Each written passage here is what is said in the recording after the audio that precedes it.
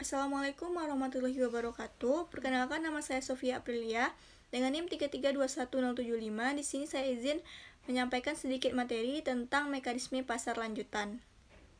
Konsep harga. Pengertian harga menurut beberapa ahli adalah sebagai berikut. Yang pertama adalah menurut Ridwan Iskandar Sudayat, harga adalah tingkat pertukaran barang dengan barang lain. Dan adapun pengertian menurut Murty dan John menyatakan bahwa harga merupakan satu-satunya komponen yang menghasilkan pendapatan, sedangkan unsur lainnya adalah marketing mix menunjukkan biayanya. Harga merupakan salah satu variabel dari pemasaran atau penjualan. Islam menganjurkan atau memberikan kebebasan dalam harga, yang artinya segala bentuk konsep harga yang terjadi dalam transaksi juga jual beli diperbolehkan dalam ajaran Islam selama tidak ada dalil yang melarangnya, dan selama harga tersebut terjadi atas dasar keadilan dan suka sama suka antara penjual dan pembeli. Selanjutnya bagian B, itu kebijakan harga. Dalam Islam terdapat beberapa prinsip dan pedoman yang berhubungan dengan kebijakan harga. Meskipun tidak ada aturan khusus yang secara rinci mengatur kebijakan harga, prinsip-prinsip Islam memberikan panduan etis dalam menetapkan harga yang adil dan menghindari praktik yang merugikan konsumen. Ada beberapa jenis yang berkaitan dengan kebijakan harga dalam Islam. Yang pertama adanya prinsip keadilan.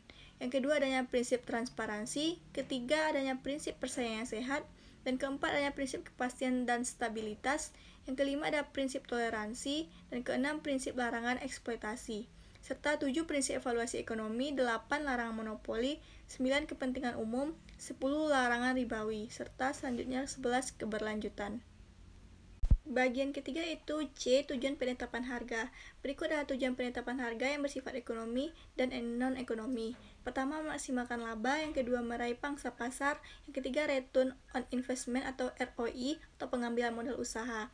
Yang keempat, mempertahankan pangsa pasar. Yang kelima, tujuan stabilisasi harga. 6, menjaga kelangsungan hidup perusahaan.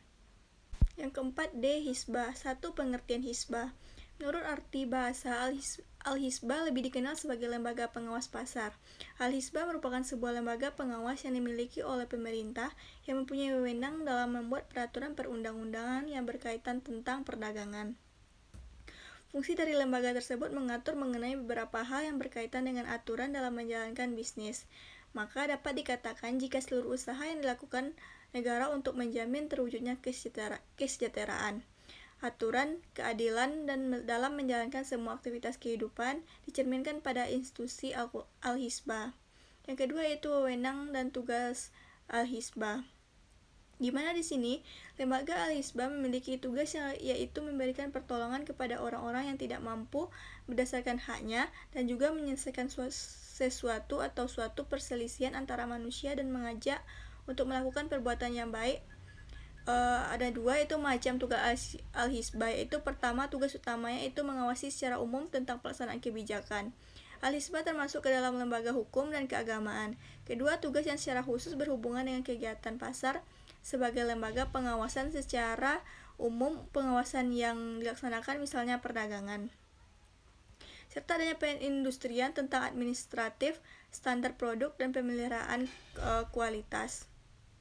Bagian terakhir yaitu peranan pemerintah dalam mengontrol pasar. Peranan pemerintah sangat penting untuk lebih menjamin berjalannya mekanisme pasar secara sempurna.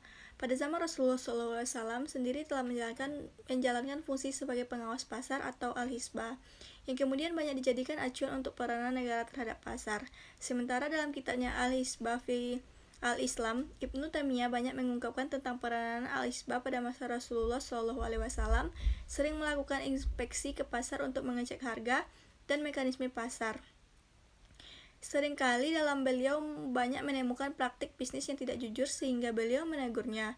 Rasulullah SAW juga banyak memberikan pendapat, perintah maupun larangan demi terciptanya pasar yang Islam. Semua ini mengidentifikasi dengan jelas bahwa Al-Hisbah telah ada sejak masa Rasulullah SAW, meskipun nama Al-Hisbah baru datang di masa kemudian. Baiklah, cukup sekian penyampaian materi dari saya. Kurang lebihnya saya mohon maaf. Akhir kata, wassalamualaikum warahmatullahi wabarakatuh.